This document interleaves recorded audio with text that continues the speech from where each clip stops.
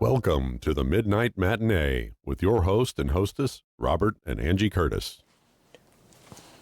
Welcome, everyone, back to the Midnight Matinee. Oh, we got more coming. And we're back for more Definitely. witchy movies. Yes. Okay, night 11 of our 31 Days of Witch movies was Suspiria from 1977, not the remake. An American dancer who joins a prestigious German dance academy only to discover it is a front for a coven of witches. Yeah. This one... Yeah, this is like, whenever I talk about a movie being a fever dream, this is what I think of, is this movie, because it's very, very bright colors, very, like, over-the-top kind of acting, almost bombastic in some scenes where people are just so over-the-top. And, like, it's just...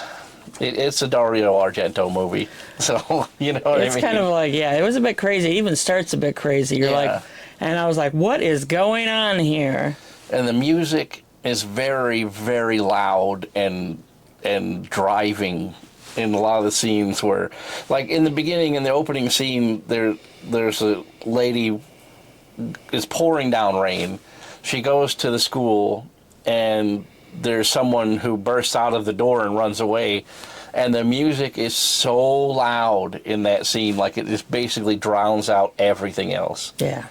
And it's like this big chick, chick, chick, big chick, chick, chick, big chick, chick, chick, like beat that it's kind of like jarring almost, but that's the tone of the entire movie. So once it does get to, you know, where your interior shots and stuff, there's a lot of that going on. Like every time an action takes place, the score soars up to meet it. Yeah. And it's kind of like lots of bright colors, lots of flashy snap focus cameras and fast pans and everything. It's, you know, it's a Dario Argento movie. I thought it was really well done, but I thought it was a little bit kind of crazy. Like I had trouble sometimes at wondering where I mixed up characters a couple of times. I'm like, oh, wait a minute, that's the girl.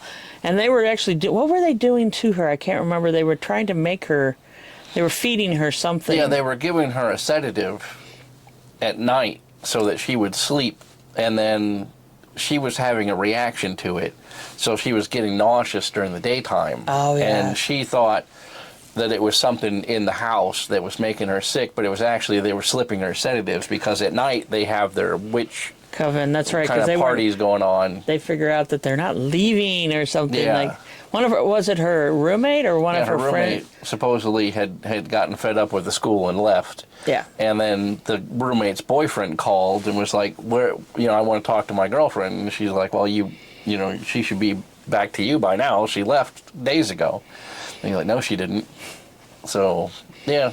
Oh yeah, and there was that whole scene where they had was it some kind of bugs or something? Yeah, there were maggots falling out of the ceiling. I know, maggots. And yeah, that was one of the, this is another one that kind of had that gross. Yeah.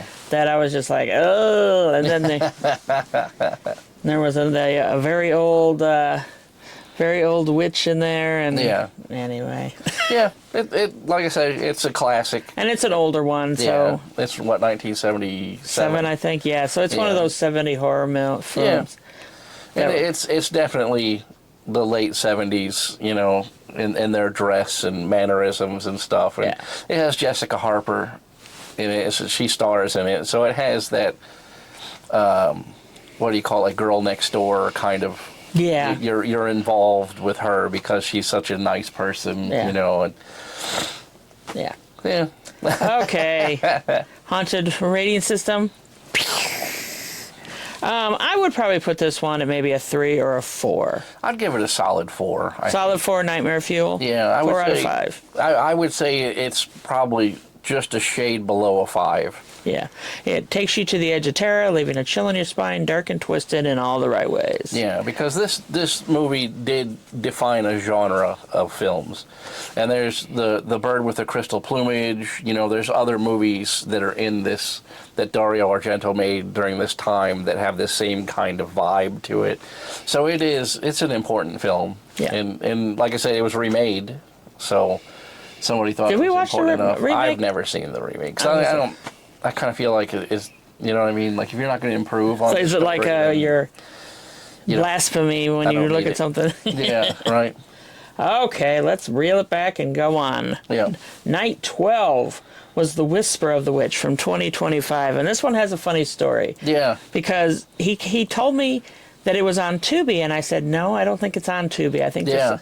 And so what I did was I went on the Roku, has a search feature, and it tells you where things are streaming at. So I typed in The Whisper of the Witch, and then it brought up the card, the actual movie poster for that movie.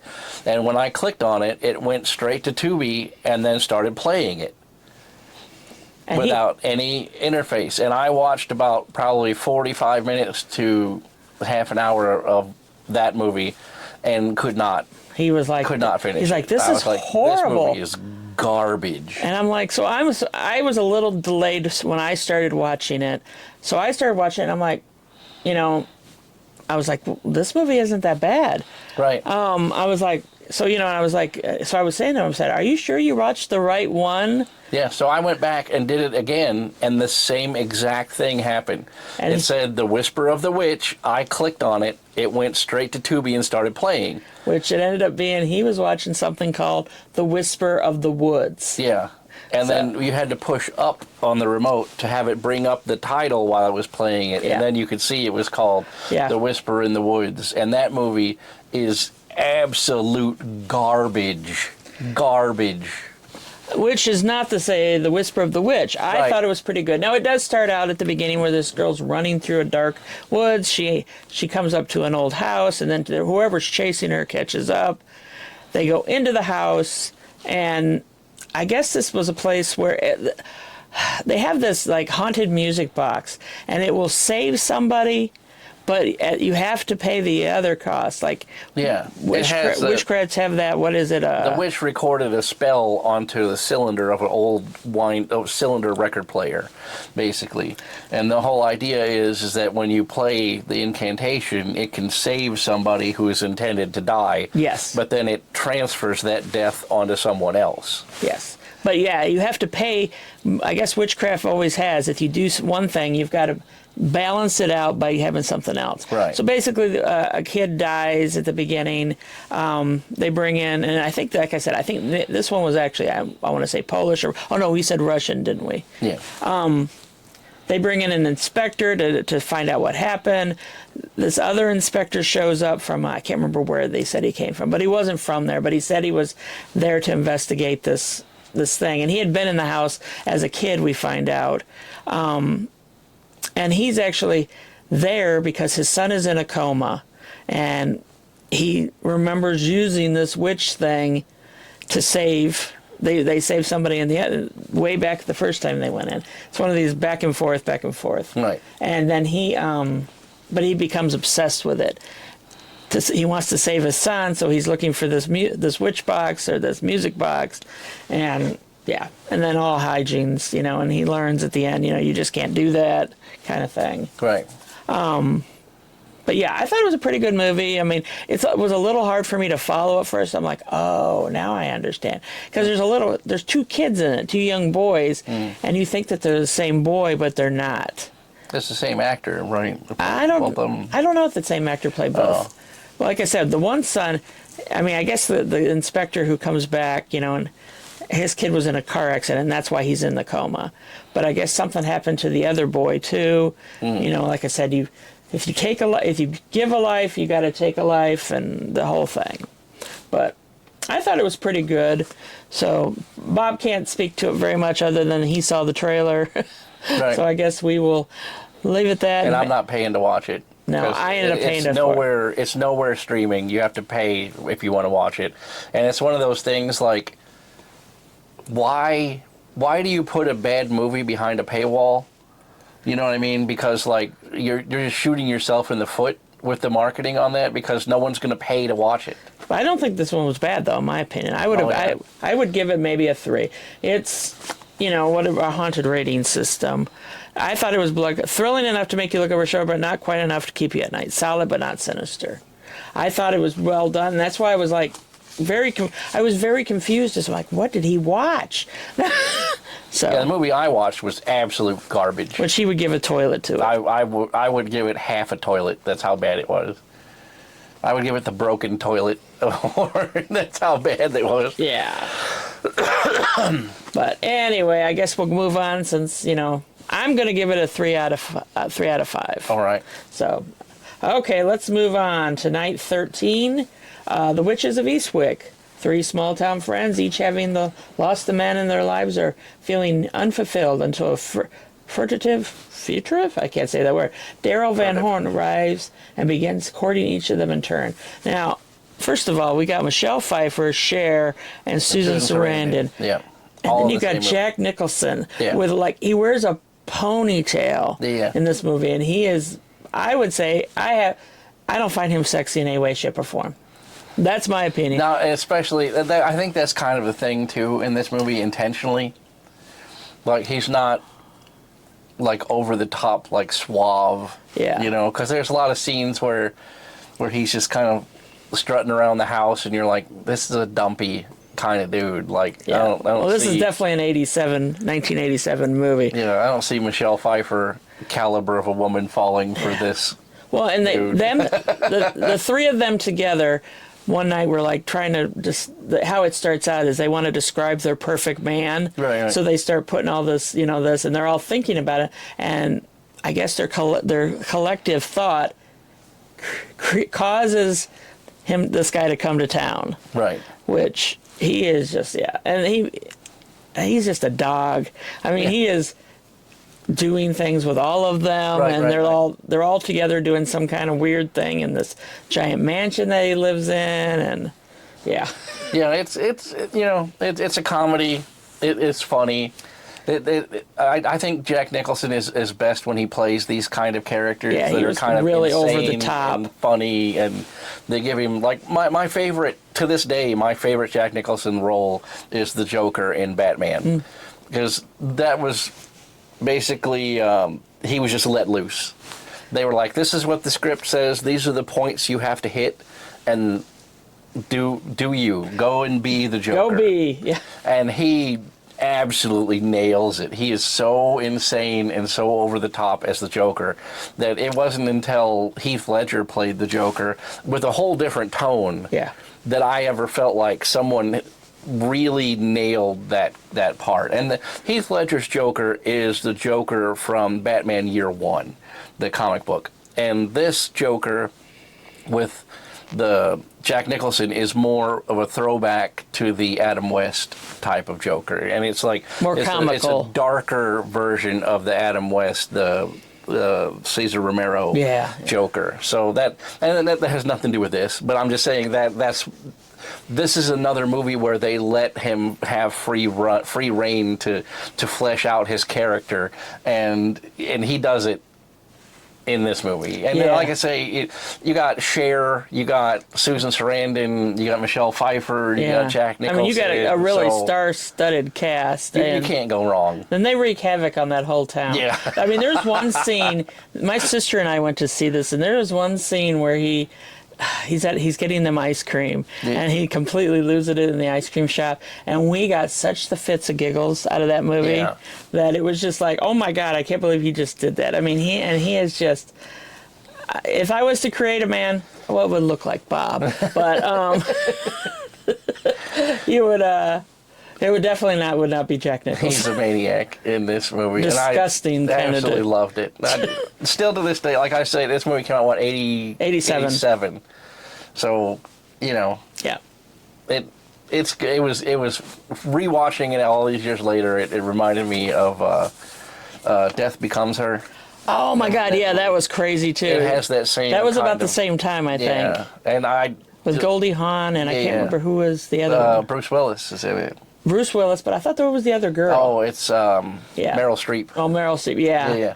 Yeah, that's another one that's... But these two movies, they vibe together. If you watch The Witches of Eastwick and then watch Death Becomes Her, you would have... It's a double feature that you can't lose. Yeah, I'm surprised that Apple doesn't offer as a double feature. Yeah. 87 crazy star-studded cast. Oh, okay, let's put up our haunted rating system. I would probably put it at maybe a 4. I would definitely say it's a 4. And then once again, this one pushes up on a 5 because of how fun it is. Yeah, it was definitely more of a dark comedy would be good, or a black comedy. Because it's not just a witch movie, it's not a supernatural movie, it's really, really funny. And the humor, it doesn't need to be disgusting, it doesn't need to be like and there was some disgusting moment. It's just whatever it takes to get that gag in that minute is what it does, and they all land. It's a fun movie. Okay, so you think a 4? Yeah, I would give it a 4. Takes you to the edge of terror, leave it a chill in your spine, dark and twisted in all the right ways. And I don't think that it fits the terror part of that, because the scares in this are kind of cartoonish. It's definitely more of a funnier. Yeah. But, I mean, it's still considered, because there are some, like, special effects and a little bit. It is in the horror movie category. So. But I would say it's more of a dark comedy than it is a horror movie. Yeah, if you're looking for a good laugh, watch this one. If you're looking to be scared, this is probably not the one. Right. Yeah. Okay, let's move on and reel it back. The next, Night 14 was Season of the Witch. A bored housewife, life spins out of control after she dabbles in the occult. This movie, what did you say this was? This was by who? Romero. Oh, that's right. It's a George Romero. Right. Based on the song, Season of the Witch. The Season of the Witch song is from this movie. Oh, is that what came before? It's the soundtrack. It's from the soundtrack of this movie. Okay. Yeah, and it was like, this one is definitely like... I'll warn you, there are 2 different versions of this movie. Oh, that's right. You were telling me. And you will see the movie and you think, I watched this before and it didn't have this tone to it. So there's a playful version of this where in the poster she's wearing like a yellow slicker and it's done like in a watercolor. And then there's a black and white one that has more of an evil look to her. And that's what the one that we watched this time was. It's the darker cut of it, where there's a lot more spousal abuse. Yeah, there's a lot more drinking and drugs and sex, infidelity. And this one I would almost, the way I actually watched it, it's almost like a woman who is suffering from emptiness syndrome. Like her daughter no longer needs her. Her husband is just gone all the time. He's a well-to-do salesman of some sort, and he basically comes in the house, does his thing, and then he's back out on the road again. And he is just like not there. And she, I don't know, maybe she's even going, I don't think menopause, but she was definitely looking for some way she felt insignificant. In this version. Yes. Right. And in the lighter version of it, she's at a party with some friends. They introduce her to this lady that's into witchcraft, and she's like, well, that seems like something I would be involved in. It sounds like fun. So the lady gives her a book. She goes home, reads it cover to cover, and then goes to the store, the metaphysics store, and buys all the stuff. And then it's all this kind of coming into your own kind of thing. And the tone of it is really bright and kind of quirky, funny storytelling. And the one that we watched this time is the 100% horror version of it. Yeah. Where it's dark. She ends up murdering her husband in the end. Like it's so I warn you, when you go to watch it, there are 2 different versions of this movie that are edited for different markets. And technically the Season of the Witch is the funny, more lighter toned of the horror movies. And then The Hungry Wives is what the other one is called. But it's called Hungry Wives. Right. Oh. And the 2 of them are the same movie. They're just edited differently. Interesting. I didn't know that. George Romero did that. Yeah. Huh. So you could watch it one time and think, wow, that was kind of a fun, woman comes into her own, she doesn't need a man type thing, and she finds witchcraft is like this modern thing that she can engage in this group and think, wow, that was kind of a cool movie. And then the next time you watch the Hungry Wives version of it, and you're like, this is a dark, moody, gloomy movie, and she got beat up by her husband. Oh, I know. And it was you're just, like, what? yeah, if you've got any triggers. Yeah. I mean, and I just could not find any redeeming characteristics about her. Like, that was my hard problem. In the dark version. In the dark version, I'm just like... Yeah. I felt that way, too, because in the other version, the lighter toned version of it, it's actually a funny kind of movie. She's quirky. She has a lot of like moments to herself where she's doing like the witchcraft, and then she meets the coven of witches, and then they have like a whole thing, like, you know, they got a whole vibe going on. But in this version, it's very dark. She cheats on her husband beats her up. She thinks, well, she cries a lot too. She cries in this one because she thinks, like, I conjured it, I brought you here, and did she bring him there? I started questioning whether or not she was actually doing it or just thinking that she was doing it. Oh, the boyfriend. Yeah, the daughter's boyfriend. The lover, yeah. Who he was swarmy dirtbag. God, he was like a car salesman. Yeah. Like, oh, I wouldn't touch that guy with a 10-foot pole. Right. But I mean, this is from what, like 71? Yeah, 72. So, I'm not saying don't watch it. Yeah. But it's definitely... the only reason why I told you that is to prepare you. To make sure you get the right version. So that you know that when you watch it and you're like, I don't know what the hell they were talking about. This is a funny, upbeat movie. And then, because there is a version of it that is a funny, upbeat movie. And then there's this version of it that we watched this time, which is the darker, you know. I thought it was kind of interesting because they have that... the time period, the 70s, like they had the women's group that come over and they're playing cards. Yeah, they're playing cards and drinking and yeah, like you don't see that. No, people don't socialize like that anymore with the social media. Everything is online. It's kind of crazy, but yeah. People don't come over and just get liquored up and listen to jazz or whatever. I was sitting there watching it because I was gone for this week that this came up, and I was just like, oh my God. Yeah. It's crazy.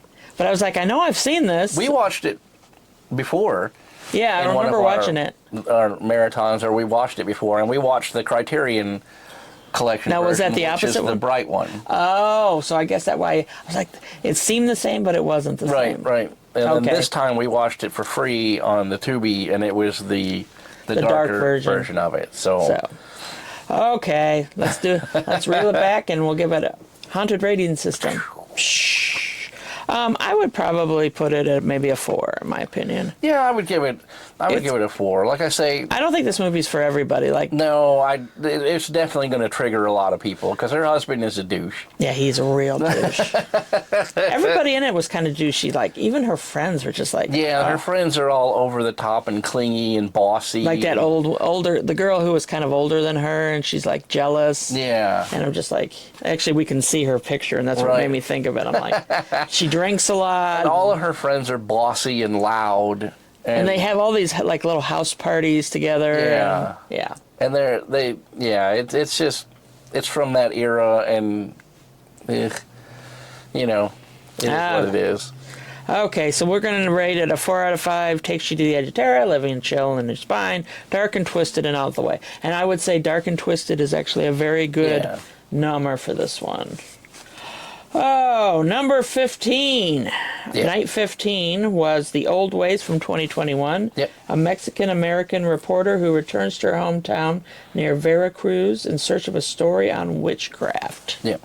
We actually had seen this one before. We watched this last year. I guess because it has a possession element. Right. I thought it was interesting that some of these do cross. Yeah. That the movies, they have a devil, a demonic part, but there's also the witch. I guess it's closely tied together. Right. So. And this was, like I say, this one, I really like this movie. I thought it was really good. Yeah. I don't feel like last time we watched it, I didn't pick up on the subtle things of the old lady's, like her uncle or whatever, the guy. Yeah. Who was keeping her captive. Yeah. It starts out with a girl being held captive in the middle of, I guess, like a South American somewhere, Mexico. Mexico jungle, out in the middle of nowhere, and she's in this hovel of a place. Yeah, it's one of those stories where you pick it up like in the middle, and then you have to like find the backstory and the story is moving forward at the same time. So there's like this, you come into the story from her perspective, and she doesn't know what's happened prior. She's got like amnesia, and she's chained to a wall in this and they're shack. They're doing all this crazy stuff to her, like goat's milk. And... Right. And then you come to find out that they were actually right, that she is possessed, and that she thought she was just down there to do a story. Yeah. And they kept telling her she was possessed, and she's like, "I'm not possessed. You don't have this right. Like, fine. Find my sister, and she'll explain everything." And the sister comes, and she's like, "Yeah, you're in big trouble." Yeah. There's a big. Well, and there was this whole thing that I guess it was kind of the changing of the guard, because it's called the old ways, because once the old lady is gone, there's no one who's going to be able to pick up this. The brother didn't want to do it. Yeah. Didn't want to help people like I guess it was more of an exorcism. Yeah, to be like the exorcist, right? To do this. Yeah. And he wanted to leave, and he was only doing this as long as, his sister was alive, and come to find out, So, it's a good movie. I liked it. The like I say, the acting is good. The story is really good. Yeah, I thought it was filmed well. Yeah, I like the way that because she is an American, Mexican-American person, but English is her first language. Yeah. So a lot of times they're speaking Spanish to each other, and then they have to speak English to her. So it lets us in on what's going on. You know what I mean? So it has that dynamic of where that you're in Mexico, and that she's an outsider because they're all speaking Spanish and she can't understand what they're saying a lot of the times, and then we don't speak Spanish, so we're on, we're all in the same boat. So I really appreciate that. It's not a negative for the movie. It really helps to see that she's an outsider. We're observing this as outsiders. Yeah. So it has this whole kind of cultural dynamic of we don't understand their religion, we don't understand their culture, we don't understand this brujeria witchcraft that goes on down there, and it's nice to see from the outside, right? That's a dynamic of the movie intentionally. It's not like a racist thing. It's like it was set up that way on purpose because she is more from our culture than we are from theirs. So we're all observing this as outsiders. Yeah. And I really, really appreciated that because they don't dumb it down for you. They don't have any needless exposition to say, well, this is how we live here. No, it's just, this is the story. You're trapped in it, just like the rest of us. Watch it and enjoy the ride. Enjoy the ride. Yeah. So it was really, really good. I really liked that. You would think that would be a negative, but it's actually a positive because it shows the two worlds kind of colliding, and the old ways of the old witch is like becoming part of the new ways for the new witch, and it like. I liked it. I really appreciated it. I thought it did. Yeah, I thought it was really good. Yeah. Okay, so let's 100 rating system. I would probably put it at a 3 or 4. I would give it a 4. You're gonna give it with Nightmare Fuel? Yeah, because the reason why I would say that is because out of all of these folk horror movies that we have in our list, this is the only one that is like a Mexican story. Yes. You know what I mean? Like nobody traverses into the folk ways of Mexico and like their culture of the brujeria and brujeria, right? Nobody. You never see that in a genre. It's always Europeans. Yes. It's always either like sometimes voodoo, but you never see South American witchcraft in these movies. So in my opinion, that moves it up one notch because it's more culturally important in this genre because we get to see something we rarely ever see. Yeah, it's kind of like when they turned the twist on one of the possession movies where it was actually a Jewish Yeah. Well, yeah, like we like It that definitely one. subverted expectations Yeah. because it's something that, You think about Catholicism Yes. with the exorcism. You make that connection. And So this was it was like really a- cool to see a Jewish exorcist and the Jewish form of exorcism and the synagogue not wanting to deal with it. And then that was the only saving grace for that movie. Yeah. Well, and then like you said, most of it is European. Like when you Yeah. think of witches, I think of Salem and Right. the You think Salem of witch trials Eastern and European culture and the 1600s. You don't Yeah. think of like right now in Mexico. yeah. Right. And And they're very steeped in their traditions oh down yeah. there. Oh, that's a big Like they deal. have the Day of the Dead and all Yeah. that, which will be coming up here in a little bit here. Yeah.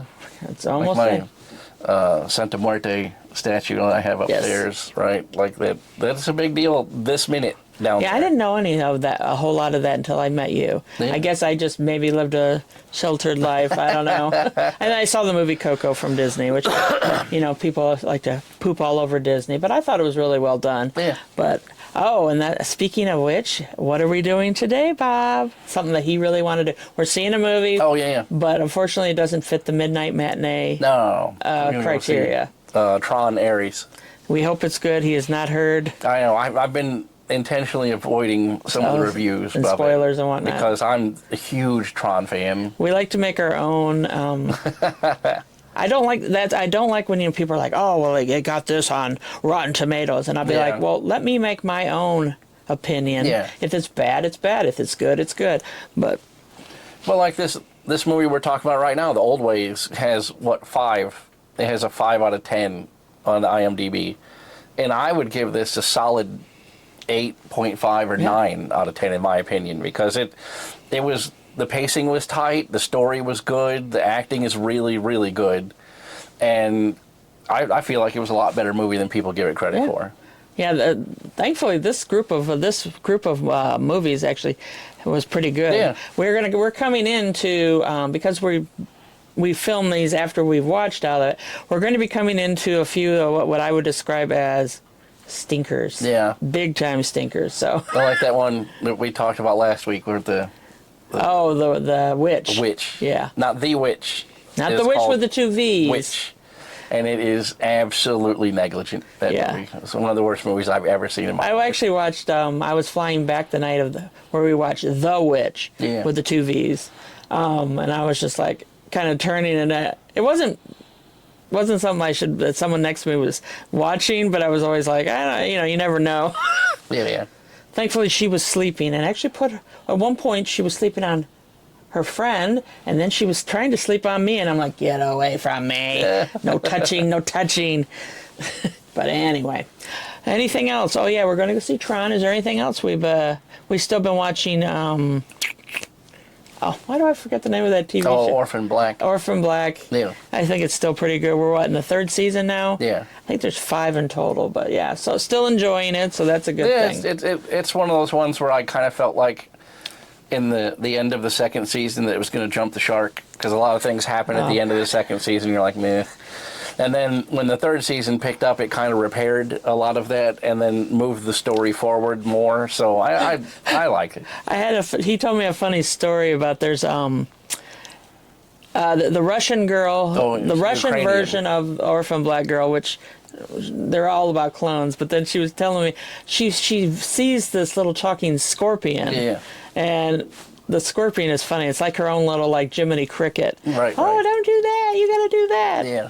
But Like the girl, angel on her shoulder type thing. yeah, and what's funny is that I guess they originally were going to have a different voice. Yeah. But the girl that plays all of the clones, and this girl plays like five or six characters. Oh my God, yeah. She even played a transgender and all this, and we're just like, but it's funny, she ended up doing the voice. Yeah, she does the voice of the scorpion, and it's so funny because when she read the scorpion's parts, right? She's in the sound booth, whatever, reading the parts.